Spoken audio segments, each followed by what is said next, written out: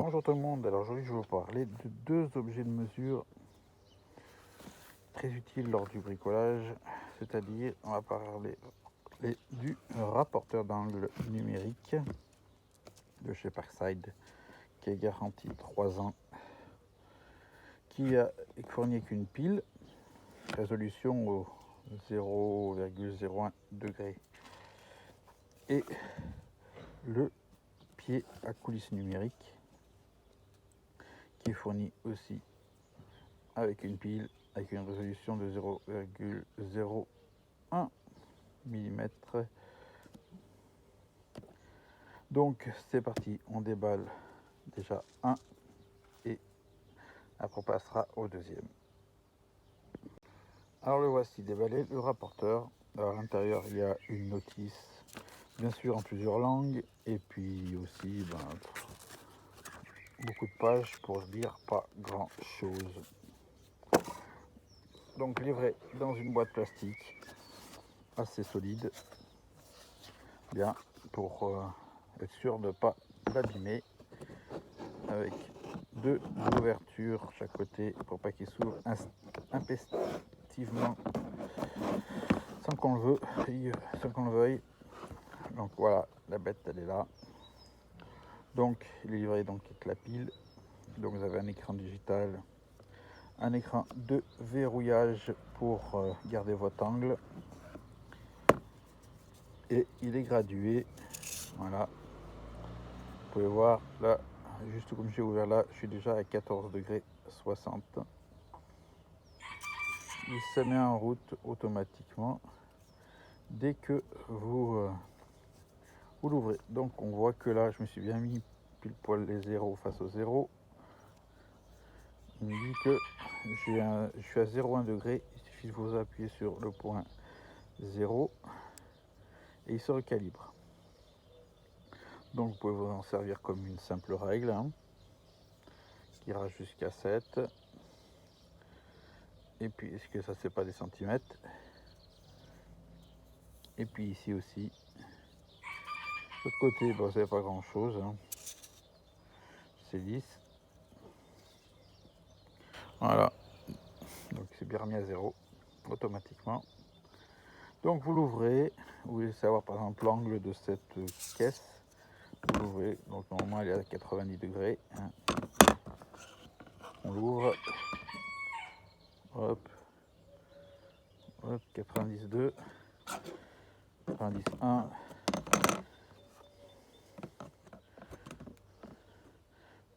Voilà, donc c'est bien juste. Donc là il y a un emplacement, je sais pas pourquoi, peut-être pour y installer un stylo à la suite, je n'en sais rien, ou un compas. Donc vous le refermez, si vous voulez garder dans l'angle de 46 degrés, vous fermez ceci, voilà, et il gardera son angle pour tracer vos angles. Donc pour fermer votre compas, vous n'oubliez pas bien sûr de déverrouiller. Voilà, et on referme. Et ça met, hop là, à 0 et on l'éteint. Voilà, vous voyez, c'est tout simple, il n'y a pas grand chose à raconter là-dessus. Voilà, que ça a l'air d'être un appareil assez fiable, donc à tester sur le terrain, c'est-à-dire lors d'une prochaine fabrication. Et donc nous allons passer maintenant au pied à coulisse. Alors voici le pied à coulisse, donc la notice kiff pareil, 36 000 pages pour pas grand chose, vous allez voir. Donc ça, hop, à la poubelle, la boîte aussi. Donc on a affaire donc aussi dans pareil comme pour le rapporteur, même style de boîte plastique, même style d'ouverture. Voilà.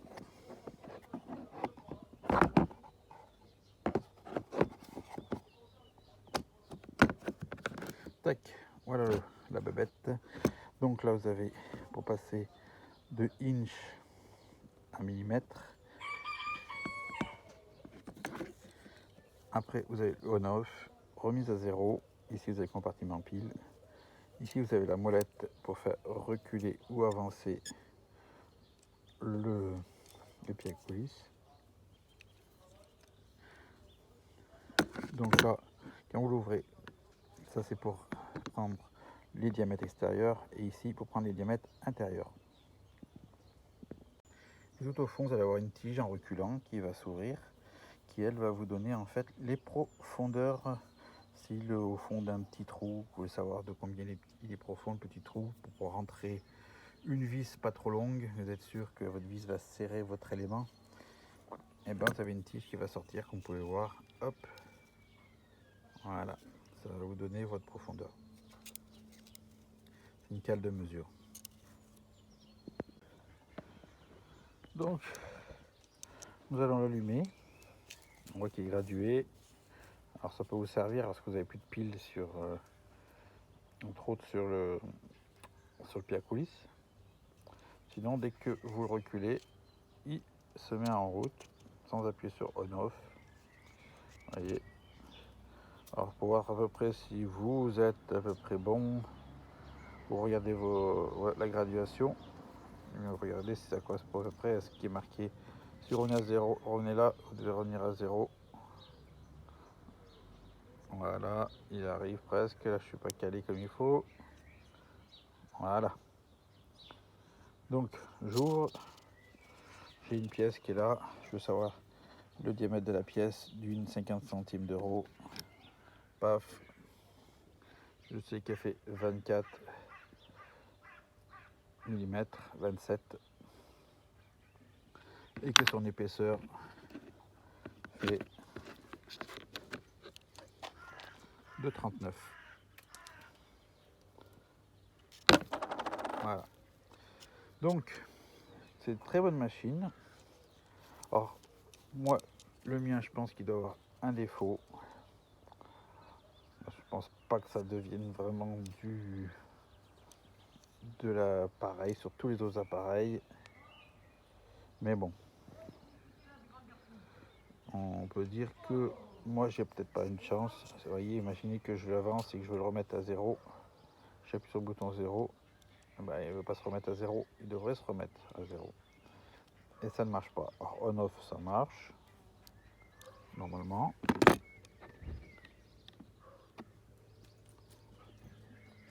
J'avais dit normalement, ça marchait. Ouais.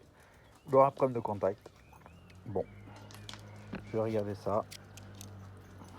À moins qu'il faut remettre à 0 pour qu'il s'éteigne. Mais ça m'étonnerait. Voilà, il s'est éteint. C'est moi qui ai des gros doigts. Mais le 0, par contre, lui, ça ne veut pas fonctionner.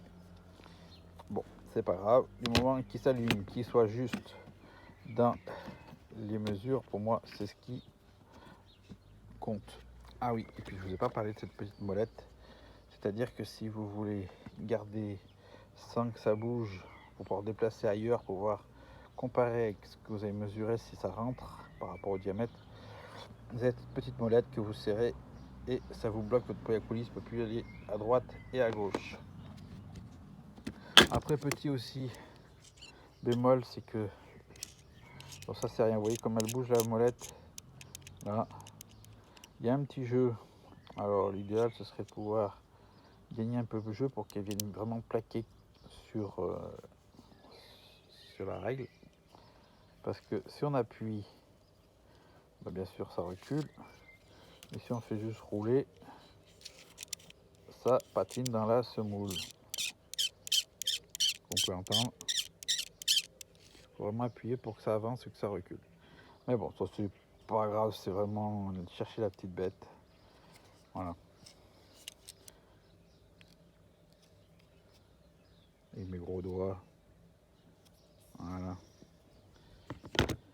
Sur ce, bah, voilà, cette petite présentation vite fait de ces deux matériels de chez Parside de mesure. Alors j'ai une petite préférence pour le rapporteur. Je trouve que c'est un truc que l'on trouve plus rarement à la vente, le rapporteur électronique. Alors des pieds à coulisse, beaucoup de marques en fond. Voilà, c'est tout. Alors j'allais partir, mais non, il y a un truc que je voulais vous faire voir en même temps, vous l'apercevez là dans l'angle, c'est ceci, c'est une lampe. Alors pour ceux qui font de la détection de métaux et qui ont un étau, ou qui n'ont pas d'étau mais qui voudraient mieux voir que leur lumière est trop haute ou trop faible, chez Lidl en ce moment, baladeuse sans fil, vous allez voir pourquoi elle est géniale.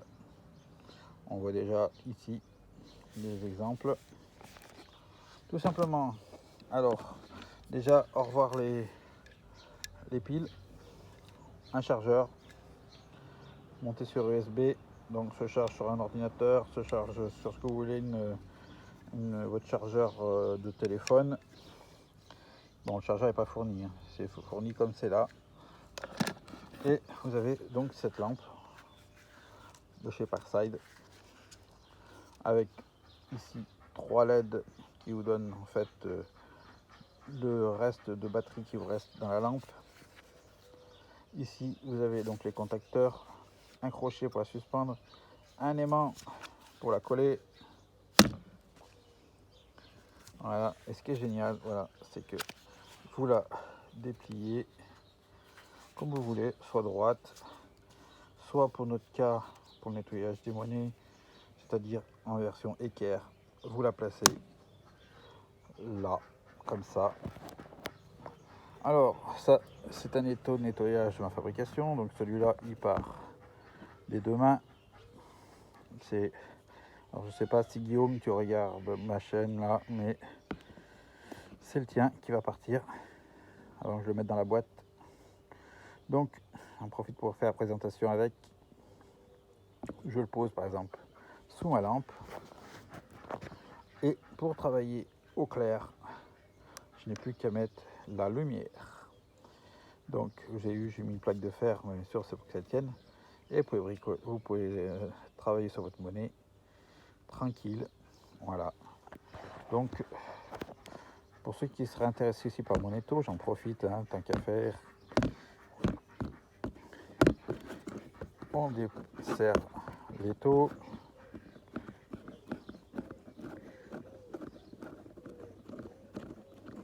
Comme ça, le futur propriétaire de cet étau va voir que ça fonctionne, il fonctionne son étau.